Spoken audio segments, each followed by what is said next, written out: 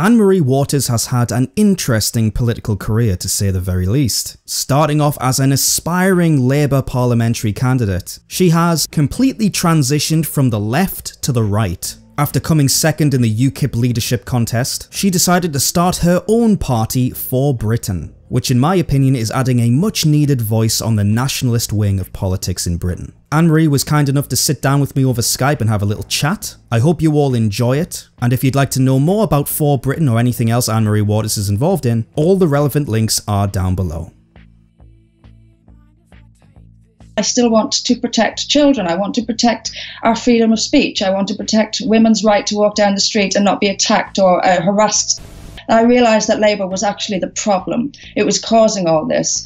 Profound changes are taking place for people across this country, and they're not allowed to talk about it. And unless we change politics, they're not going to be allowed to talk about it. So if they're not allowed to talk about it, then tensions rise, and you're going to see violence in the streets, unfortunately.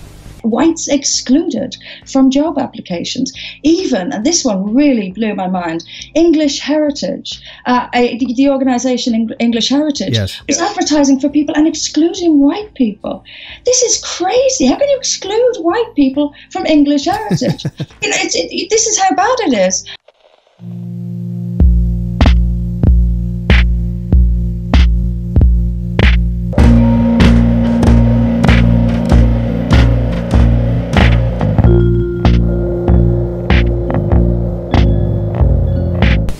Anne-Marie, thank you very much for joining me today. How are you doing?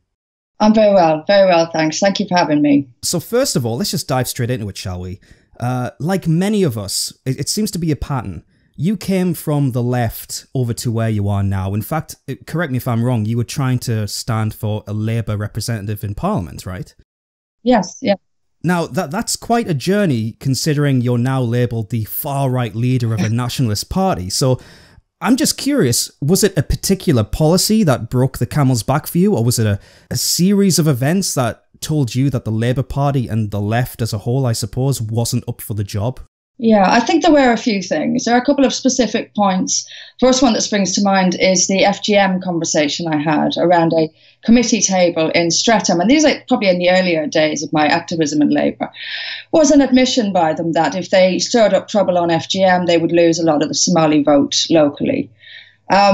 And that was always the priority, was, no matter how disgusting the issue, no matter how disgusting the crime being committed, the issue was always winning, and the priority was always winning and not losing votes here or there or giving any kind of credence to their political opponents. And that was always the priority. And, you can sort of accept that in politics to a degree, but surely when you get to the point where you're mutilating children, principle has to come first, and you've got to decide what kind of person you are, which is, do you stop the mutilation of children or do you let it happen and turn a blind eye? I changed and I became a little bit tougher. I became a little bit more, I recognise more the value of the nation state now. And that part of me, I guess I have gone a little bit towards the right in that regard. But many other aspects I haven't changed at all. I still want to protect children. I want to protect our freedom of speech. I want to protect women's right to walk down the street and not be attacked or harassed. I realised that Labour was actually the problem. It was causing all this misery that we were seeing. And the final straw actually came in Brighton, when I realised that it was endemic in the party. They were absolutely unconcerned about issues if those issues were politically inconvenient to them. What happened in Brighton is I stood to be selected. I stood in the selection to stand against Caroline Lucas. Towards the end of it, I did the infamous Oxford speech of Islam is not a religion of peace. And that was it. That was it. I mean, literally people would turn their back. The day of the hustings, people who had supported me physically turned their backs on me. They were so disgusted. I was something on the bottom of their shoe now, because I'd said that Islam wasn't a religion of peace. It was shocking, and I realised how far gone, and there was just no, because you're young and idealistic as well when I started out, and you think they don't really understand. If they knew, they wouldn't tolerate it. But then you realise they really do know, and they just don't care. So it's a catalogue of things that I realised that I had to get out of there.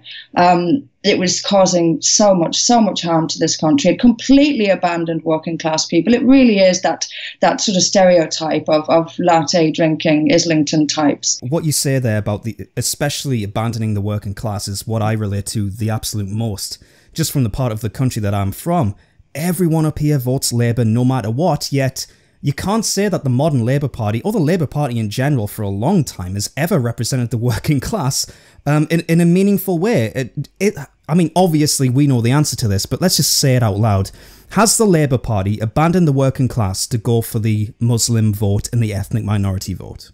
Are they prioritising? It's importing a new working class and importing a new wave of dependency. Labour needs people to rely on social welfare, for example, and it's importing a whole new wave of this. Of course, it's assuming that it's going to keep these immigrant votes. I don't think it is going to keep them, certainly not forever.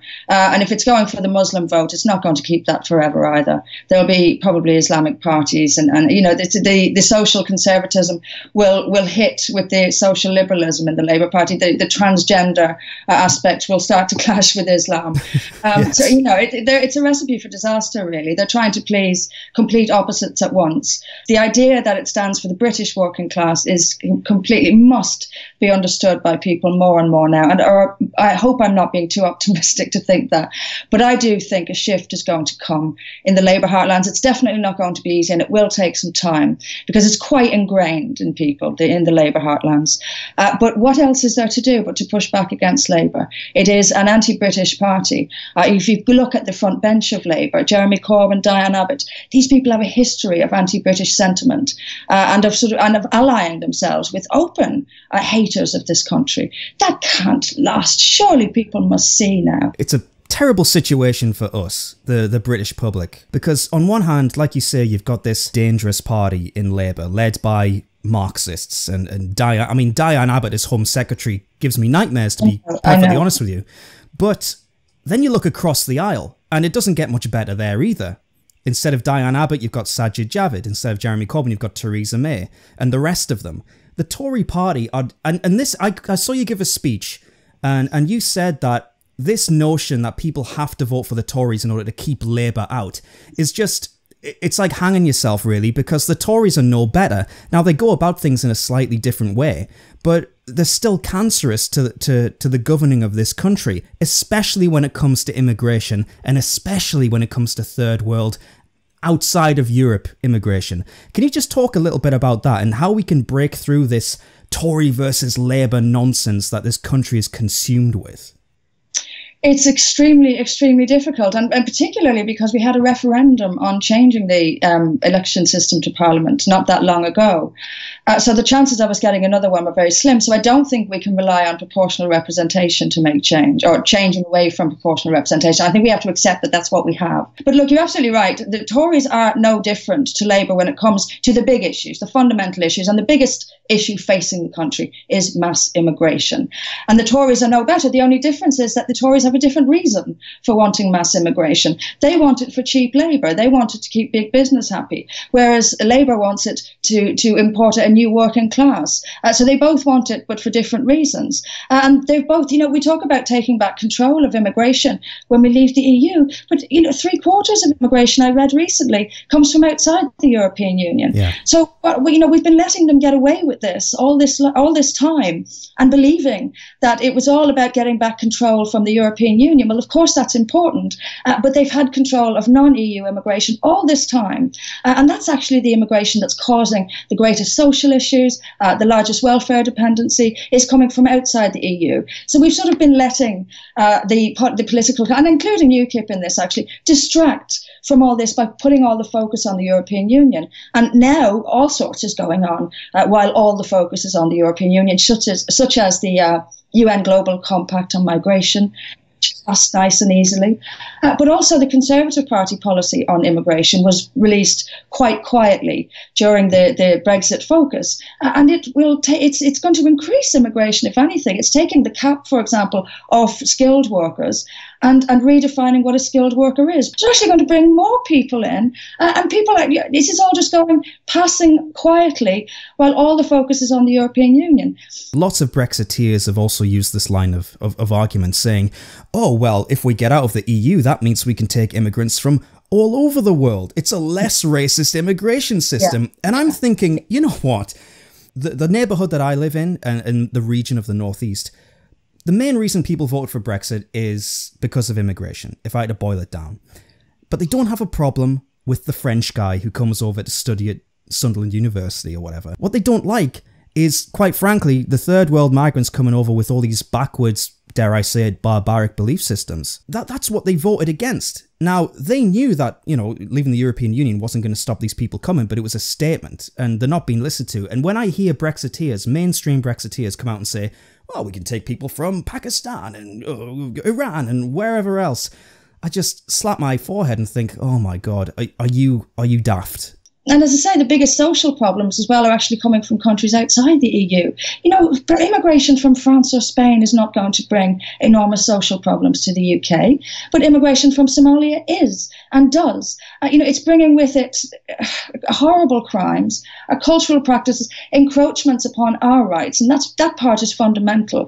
We have a right to free speech in this country, for example. We have a right to say whatever we like about any religion we like, and yet we are bringing in this migration which just doesn't see it that way, and which won't see it that way. And so we're being asked to reduce our own rights to accommodate the requirements of a completely different culture. We're not all alike. The world is filled with different worldviews and different cultures and different belief systems. And we have this left-wing insistence, this doolally fantasy that we're all actually lovely underneath. We're all the same. We all want the same things. We don't. We're importing cultures which will never be compatible with ours, and the inevitable social, legal problems. The police can't deal with this stuff. How can you deal with this? It's too big. It's too much of it. So we're having a fractured, segregated society along cultural grounds, and the left celebrates this as multiculturalism. I think it's a disaster. Yeah, exactly. I'm so glad you made that point. This thing you just said about how the left views, well, they like to view everyone as, oh, we're all nice, we're all human beings, there's only one race, the human race, and we're all this, we're all that. This naivety, it manifests itself in very destructive ways. I'm sure you saw the stories recently about young European women going on hiking trips throughout certain countries, Morocco, and getting viciously murdered and all sorts. They've been fed this information from the top down, and it's making young people think, oh, you know, it's just propaganda when they say that Islam's not a religion of peace and all this stuff, and I'll be fine if I walk through this rural third world neighborhood by myself as a woman wearing, you know, shorts and all the luxuries that I can afford to wear in the West. And yeah, it's importing all of these cultures is just going to lead to conflict on the streets of Britain. And do you feel this frustration like I do? Definitely. It's a virtue signal. Yes. That's exactly what it is. We should have been talking about immigration from outside Europe all along, because that's where the real problem is. And like, you know, people, you're right, it's in all the working class areas, all the towns and cities of this country, they're not overly concerned about a French guy coming to, it's not who we're talking about. We're talking about the transformation of communities, unrecognizable languages we can't understand spoken everywhere and written everywhere. You know, people wearing clothes that are alien to us. Suddenly our high streets are not English shops anymore, but for, you know, shops from other parts of the world, and people become strangers in their own towns and communities, and it no longer feels like home anymore. And, you know, those feelings are never taken into account. We always talk about people's feelings and how important they are. But what about the feelings of the ordinary English people who've seen their towns and cities transform beyond recognition? There's no consideration for feelings there. But, it's always been about white immigration, and it's because it's white, because they've been afraid to talk about non-white immigration. Exactly. Because it opens them up to being called racist. They should have bitten that bullet. And will people play that game when they back down, I'm not racist, you're just strengthening that. You're just giving credence to it. We should have had guts from the beginning and stood up and said, look, we're talking actually fundamentally about non-European immigration, because that's where the fundamental problems and the country-changing problems are coming from. But it's not easy, because I've done it, and you see what they've done to me, and other people watch that and don't want the same. So it works. We're allowing bullying to work.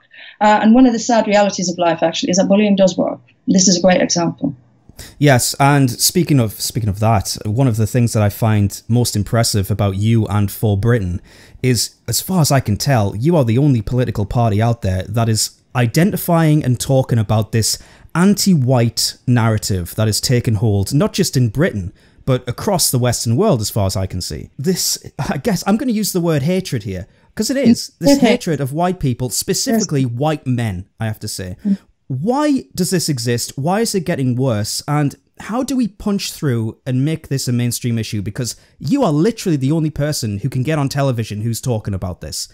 And we've been talking about this on YouTube for years, but of course, YouTube is 3-4 years ahead of the mainstream discussion. So how do we do this? Well, to start with why it's happening to weaken white people. If you want a globalist world and the people and it's not a great conspiracy either. Let's just get that out of the way. I'm not talking about a global grand conspiracy for a new world order. I'm talking about politics and ideology. That's what this is. Politics is the battle of ideologies. And there is a very, very powerful ideology called globalism. We refer to as globalism. It wants a connected world, a borderless world. It's manifest in various different ways, like the United Nations, which is completely anti-nation, ironically. The European Union, it's all going in that open border direction. And of course, it very much suits the very, very wealthy. So if you want a globalist world and you want cheap labor, you want to cheapen labor in the most free and most economically successful region in the world, you're going to have to cheapen the labor, you're going to have to bring mass migration into it. If you're going to expect a continent of people to give up their countries, to allow themselves to be subdued and bullied in this way, as to not only bring half the world to our countries, but then give them advantage over us, such as in job applications. Whites excluded from job applications. Even, and this one really blew my mind, English Heritage, the organisation English Heritage, is advertising for people and excluding white people. This is crazy. How can you exclude white people from English Heritage? This is how bad it is. It's everywhere. This anti-white sentiment, because I believe it's part of globalism. That if you have to bring mass migration into Europe so that you can cheapen the labour market and essentially create this wage slave Europe, you have to dampen the spirit of white people. You have to tell us that we don't deserve countries of our own, we don't deserve a homeland, with which Europe is the homeland of white people. And that doesn't mean we hate anyone else. It doesn't mean people can't come here and share in it in reasonable numbers. But it's still ours. There's no. I feel part of this continent. It's right, and I'll tell you something. Years ago, I never felt white. Now I do feel white, and I'm very aware of my whiteness, and I'm very aware of the assault on my skin color. And people are becoming more and more aware of it. And I want reasonable voices like mine, because there's no hatred here. Actually, what I'm doing is opposing hatred of my own skin color, by calling it out. This is wrong. Excluding people from job applications because of their skin color is wrong. And the rhetoric we hear all the time is too many white people, too many white children in this school. I mean, that's disgusting. What message are you sending to children? And what they're taught at school is that white people are responsible for this and that. And so ironically, talk about a expression of white supremacy. That's white supremacy. We tell the world that white people are ultimately responsible for everything that's wrong and deserve to be punished for it. And this is hammered into white people so that we will give up our countries without much of a fuss. I think personally, in the next couple of years in mainstream discussion, demographics as a topic is going to be very widely discussed, just because in a couple of years' time, the next census is going to be released. And the shocks of the 2011 census, for example, the one that really got me, white Brits were a minority in London. I can't remember the exact number, 40-something%. The trends aren't going to reverse in those 10 years, are they? So that when the next census comes out in 2021, we're probably going to see that number even less than it is now. And when people think, wow, God, white Brits are a minority in our own capital city, that's a bit off, isn't it? I mean, there's something in people's minds kind of, they don't like it. It's just a natural reaction. And what you were saying about homelands, exactly, there's nowhere else for us to go. There really isn't. And for people who think that this isn't a big deal, all I would say is, and I always use this example, imagine if you travelled to Tokyo on holiday and you saw millions of Scandinavians walking around. I mean, would you be like, oh God, this is really Japanese, this place? Do you think Japanese culture is going to improve or decline? It's a simple answer, isn't it? So, yeah, I completely agree with you. Getting demographics into the public sphere is essential for us to make way on this. And not even UKIP are really talking about this as far as I've heard. No, not that I've heard. But you're right, it's going to be a major issue.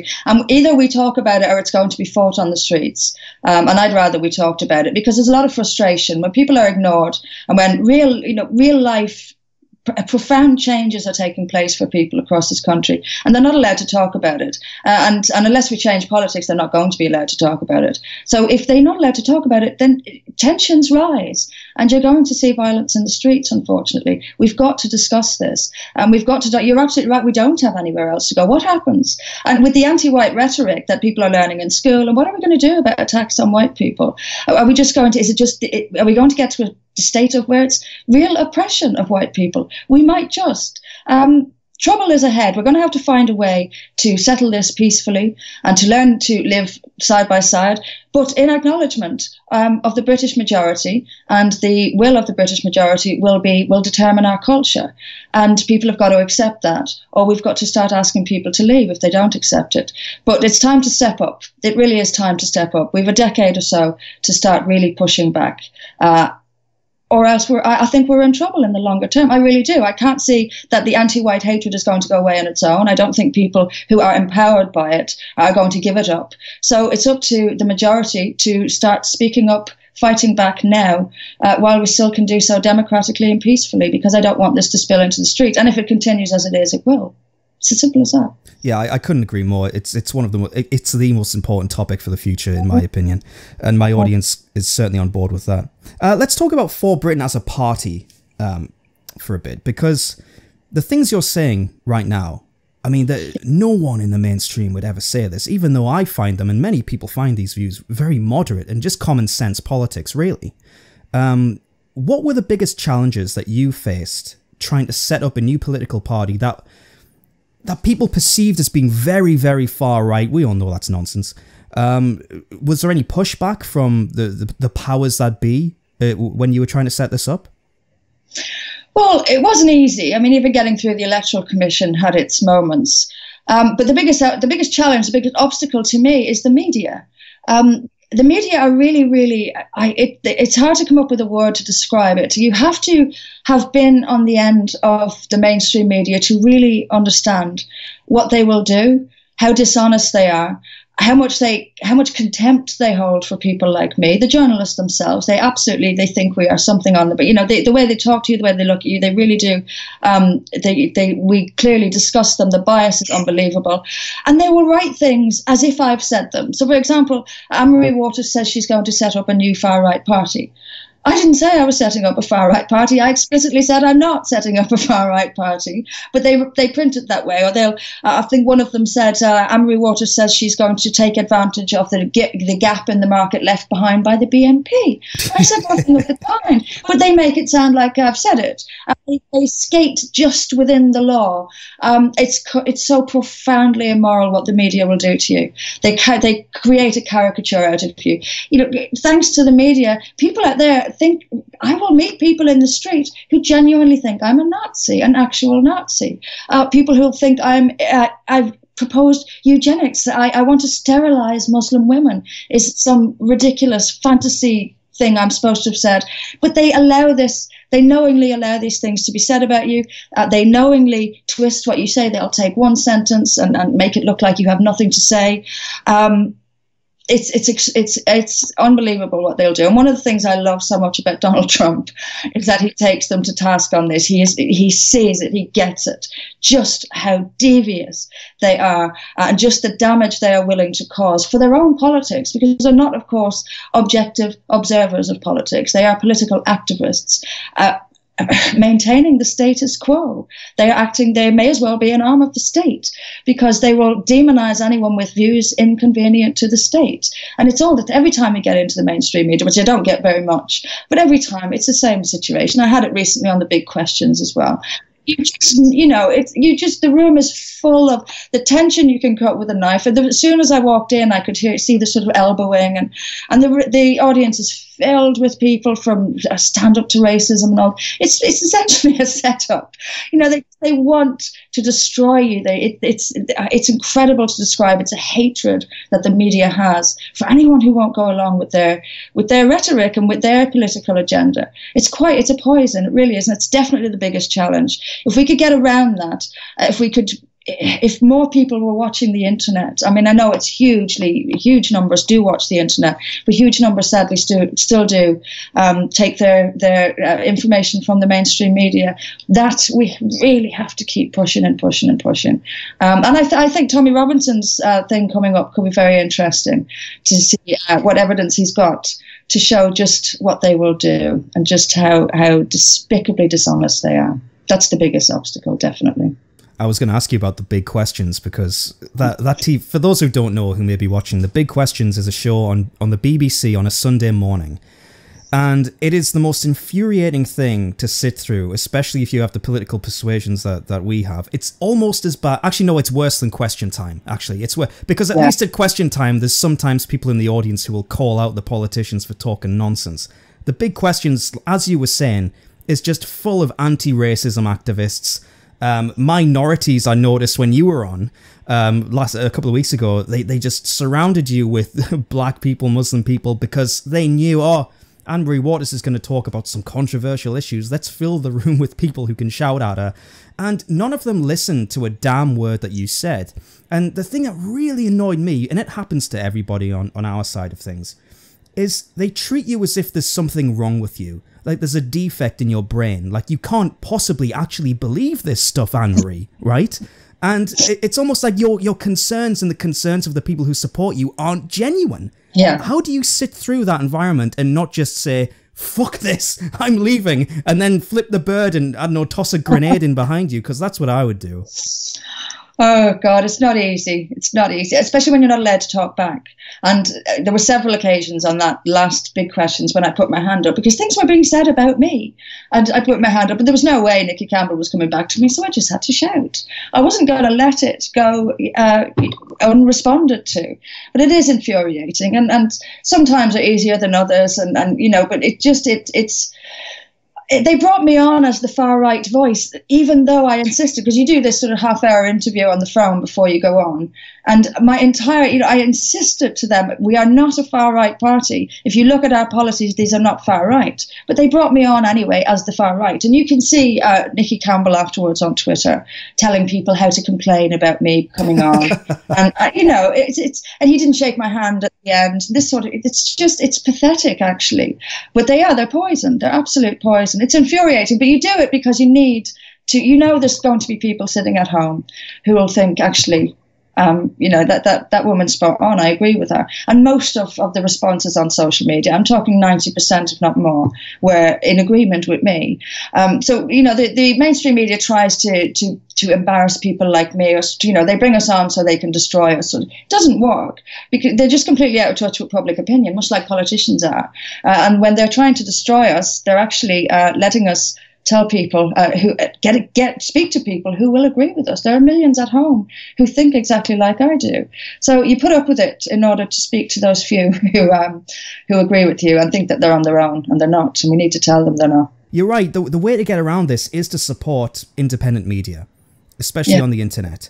And you're on my channel right now. Thank you very much. I've got quite a big audience. I only started a couple of years ago, but there's many other people on YouTube, especially, who side with you and what you believe in. And if you do the rounds and really get your voice out there, then I think that is a great first step into garnering support. So what's your opinion on independent media, not only on YouTube, but in general on the internet? Do you think it's well needed, and how do we push it further? Oh, we definitely need it. There are things, really important things, that I don't think we'd even know about if not for the alternative media. For example, Cologne. I don't think we would have been told about Cologne if it hadn't been broken. Was it Breitbart that broke that? It's a few days after someone in the alternative media broke, and I don't think we would have been told about it otherwise. And there are things that we only read in things like the Gatestone Institute, for example, that you wouldn't know were going on if not for organisations like this. It is absolutely, absolutely vital. And I think it will grow. Trust in the mainstream media is at an all-time low. Unfortunately, it's still very powerful, but it is at an all-time low. And I think as technology improves and things get easier, I think it's going to become more and more important. And I think we're already at the stage where you can have a huge impact on the internet alone. Donald Trump partly won the US presidency on Twitter. I really do believe that. He'd communicated on Twitter, he'd shown who he was, and he'd shown his personality, and all of this coming through Twitter, and it would hugely influenced people's vote for him. So already at the stage where social media and the internet can have an enormous impact in politics, as technology gets more and more advanced, this will get bigger and bigger. And I'm not talking about decades down. Look at how quickly technology advances. So it's going to become more and more important, and people are going to get better and better at it. And it's already changing everything. But I think we're just going to continue in that trajectory where more and more people are online, and technology gets easier to use, and people are more and more people are making their voices heard. It's changing things dramatically already, and I think that will continue. Well, here's hoping, because it's going to be good for me as well, on a personal level.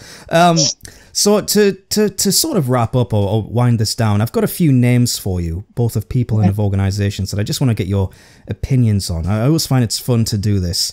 Okay, well, let's just dive into it. The woman who needs no introduction, Diane Abbott. I honestly, it's one of those things, isn't it? People laugh, including me, when I hear the name Diane Abbott. When I say it at talks that I give, everybody laughs. Shocking, absolutely shocking woman.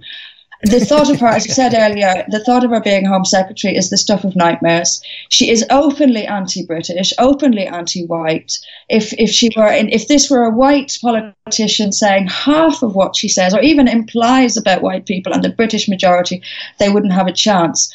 In the Labour Party, certainly. But dreadful. And when you think of what she will have in her brief if she was to become Home Secretary, we're talking immigration, law and order. But then again, as you said, look who's on the other side.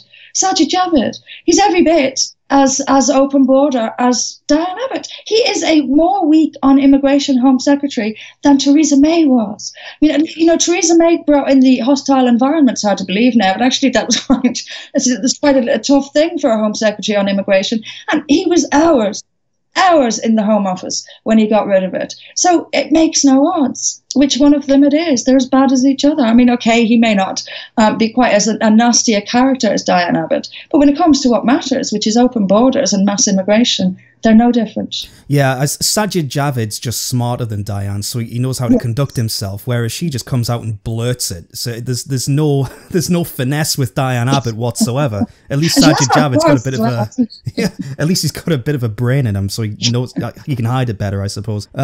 Miss Anna Soubry. Yeah.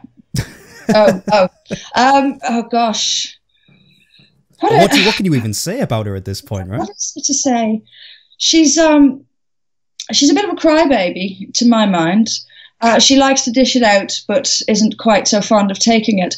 I'm astonished, this big fuss, this big hoo-ha about someone calling her a Nazi. Gosh, she should spend 5 minutes in my world and then see. And again, it's all this of outrage, isn't it? Pro-Brexit or Remainer MPs, if they get any abuse, it's a shocking thing. Something must be done, and of course they'll use it to restrict our right to protest outside Parliament. This and further restrict our free speech, but purely because she's a Remainer. You can call Brexiteers whatever you like. You can call anti-mass migration people whatever you like. And again, it exposed the astonishing media bias and the astonishing bias of Parliament. And so she's pulled back the curtain on that bias, not that we needed much more examples of it. But I don't know. The quality of these MPs, I'm thinking, sometimes I think, is there an MP in Parliament that actually would aspire to be like? Is there an MP in Parliament that that I look up to and think that's the kind of MP I would want to be? And I honestly can't think of one. There are some that I admire aspects of, but I honestly can't think of one. I think it needs get the sweeping brush, sweep out the House of Commons and replace it. And it can be done. It really can. Emmanuel Macron. Now, before you answer, I just want to say that my audience knows I absolutely loathe this man. I think he's the worst politician in Europe and potentially the most dangerous as well. So, what do you think of Mr. Jupiter, Emmanuel Macron? I think I can pretty much agree with your summary there. I think that was fairly succinct and accurate. He is certainly one of the more dangerous politicians, and even up against Merkel. Where did he come from?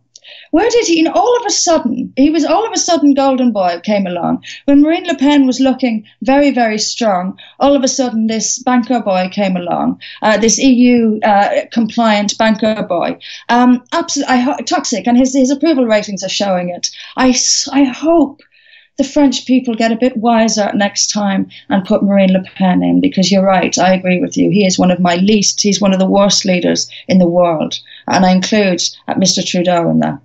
Oh, don't even get me started on him. Yes, I think Macron, in terms of, you're right, I made a video about him and I said, where did this guy come from? Where did he come from? I think there's some shadowy forces at work, absolutely. Finally, Tommy Robinson. Yes, Tommy Robinson, wow. I don't know how he puts up with what he puts up with. That man takes an incredible amount of abuse. And one of the hardest things, and I'm on another level from him when it comes to the abuse I take, but one of the hardest things about this is the lies and the lies that are told about you. And Tommy has that probably more than anyone else in the country. He is smeared, slandered, lied about consistently and constantly, and I don't know how he does it. It takes great, great strength. He's a very, very strong person.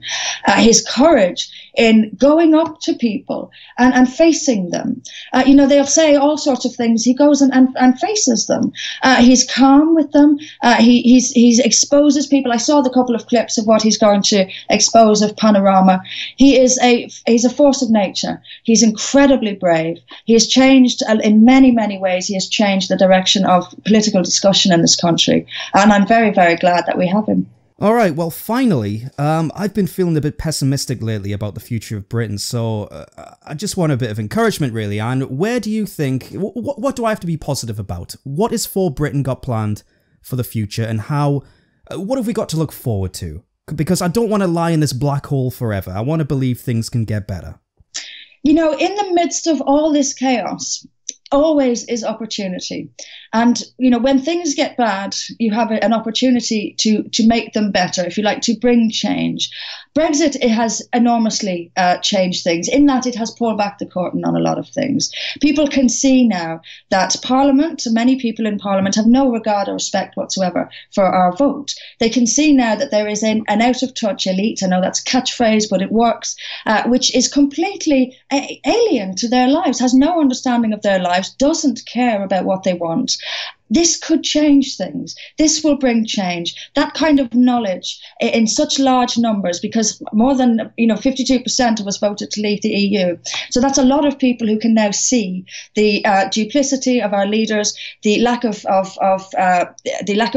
willingness to listen to us is now very, very clear to millions and millions of people. And within that, you have an opportunity to make change. The mass immigration has actually brought a lot of things to light, and will allow us new politics to break through. Whoever is brave enough to take this on can break through. I see us, we're in a really chaotic situation now, but it's all becoming so obvious to everyone. If you look at the things like the woman who was put in jail or in a prison cell for 7 hours for misgendering someone, this kind of thing, it's all just spiraling now to complete madness. And in that madness, people become more and more aware. In observing that madness, people become more and more aware. So we have to take that. We have to take people's increasing awareness and run with it and push and push and push and push. Perseverance brings success. You can actually do it. The hardest part is apathy. You've got to make people believe they can do it, but they can. And if you want people to believe in change, give them examples of change. And look at that. Who'd have thought 5 years ago we would have voted to leave the European Union? Who'd have thought 10 years ago we would be in this position now where we've actually voted to leave, and the European Union is actually up in the air a little bit. We're really all over Europe. People are entertaining the possibility of leaving the European Union. This is incredible to think that 10 years ago we would have been here now. So things do change really rapidly. And I think the working class, things change usually when the working class have nobody. If you look back 100 or so years when Labour came along, Labour came out of nowhere as a group of trade unions got together and formed the Labour Party. And just above 20 years later, they were in government. This really can be done. And Labour was such a success because the working class hadn't got anybody until Labour came along. Now the working class has nobody again. And it's always the working classes who bring change, because it's the working classes who are affected most by the policies of the political elite. So they're the ones who force change. I think if we can get this party, and I think we can, to really reach the Labour heartlands and the people who have been abandoned by Labour and make them realise that they're only voting for Labour out of habit. And that actually fear of change is very real. I understand that. And I think a large number of people don't want to vote differently because it's change, it's frightening. But really what they need to fear is not changing, because we've been on this road now for a few decades. It's just spiralling out of control now. People are becoming more aware. There's an opportunity in that to reach people. And I think we can do it. I really do think we can do it. Anne-Marie Waters, thank you very, very much. Thank you. It's an absolute pleasure.